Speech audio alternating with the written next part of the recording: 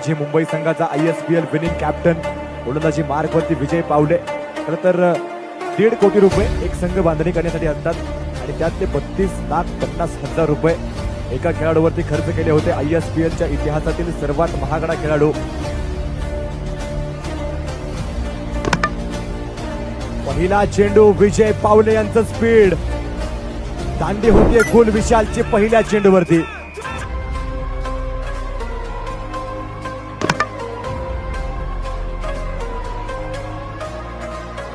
पुन्हा एकदा वेगवान चेंडू.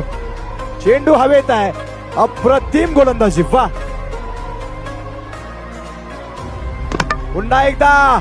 वा.